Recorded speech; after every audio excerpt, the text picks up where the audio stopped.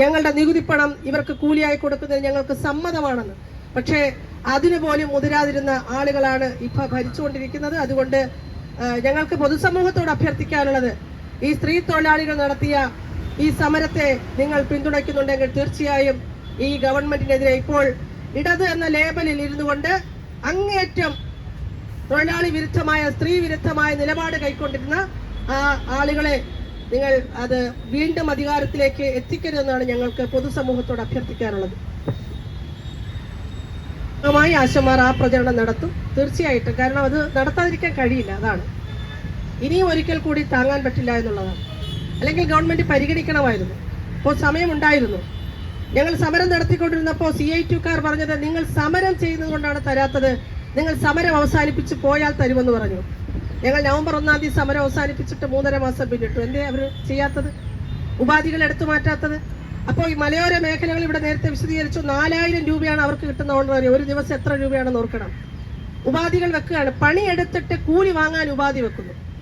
ഒരു വശത്ത് പറയുന്നു നിങ്ങൾ കുടുംബാസൂത്രണത്തിന്റെ നിങ്ങൾ അത് പ്രോത്സാഹിപ്പിക്കണം, കുടുംബാസൂത്രണ മാർഗങ്ങൾ ആശമാർ വഴിയാണ് വീടുകളിലേക്ക് എത്തിക്കുന്നത്. എന്നിട്ട് പറയുന്നു നിങ്ങൾ ഗർഭിണികളുടെയും കുഞ്ഞുങ്ങളെയും കൊണ്ടൊന്ന് രജിസ്റ്റർ ചെയ്താലേ നിങ്ങൾക്ക് വേതനമുള്ളൂ. അപ്പോൾ വളരെ വിരുദ്ധ അഭിപ്രായമാണ്, വിരുദ്ധ നിലപാടാണ് ഗവൺമെന്റ് കൈക്കൊള്ളുന്നത്. അപ്പൊ അത് പണിയെടുക്കാത്തത് കൊണ്ടല്ല, പണിയെടുത്ത ശേഷം എന്തിനാണ് 4000 രൂപയ്ക്ക് ഈ സ്ത്രീകൾ രാവും പകലും, പ്രത്യേകിച്ച് മലയോര മേഖലകളിൽ ഒരു ദിവസം 10-15 വീടിനപ്പുറത്തേക്ക് പോകാൻ കഴിയില്ല. അത്രയുമുള്ള ദുർഘടമായ പാതകളാണ്, വലിയ മലകളാണ്. അവിടേക്ക് ഒരു ഓട്ടോറിക്ഷ പോകണമെങ്കിൽ 150 രൂപ ഒരു വശത്തേക്ക് പോകണം. അങ്ങനെ 100-300 രൂപ കൊടുത്ത് ഒരു ആശാപ്രവർത്തക പോയിട്ട് വന്നാൽ 4000 രൂപയ്ക്ക് പണിയെടുക്കാൻ പറ്റുമോ? പറ്റില്ല. അപ്പൊ ഇത് വളരെ ഒരു ബുദ്ധിമുട്ടേറിയ സാഹചര്യം തന്നെയാണ്. ഞങ്ങളത് നിരന്തരം ആവശ്യപ്പെടുകയാണ്. ആരോഗ്യമന്ത്രിക്ക് നിവേദനം കൊടുത്ത് ഞങ്ങൾ മടുത്തു. NHM ഉദ്യോഗസ്ഥർ കൊടുത്തു മടുത്തു. അപ്പോൾ എപ്പോഴും പറയുന്നത് അത് ശരിയാക്കാം, ശരിയാകും, ഇതാണ് പറയുന്നത്. ഒന്നും ശരിയായില്ല. അതുകൊണ്ട് ജനങ്ങൾ ശരിയാക്കണമെന്നാണ് ഞങ്ങൾക്ക് അഭ്യർത്ഥിക്കുന്നത്. ഇല്ല, ഞങ്ങൾ ഈ ഗവൺമെന്റിന്, ഈ ജനവിരുദ്ധ നിലപാടെടുത്ത ഗവൺമെന്റിന് വോട്ട് ചെയ്യരുത് എന്ന് മാത്രമേ അഭ്യർത്ഥിക്കുന്നുള്ളൂ. ഞങ്ങളുടെ സംഘടന തികച്ചും സ്വതന്ത്രമാണ്. ഇതിനകത്ത് എല്ലാ വിഭാഗം ആളുകളുമുണ്ട്.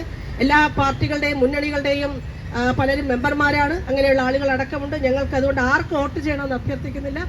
ഈ ഗവൺമെന്റിന് വോട്ട് ചെയ്യരുത് എന്ന നിലപാട് മാത്രമേ ഉള്ളൂ.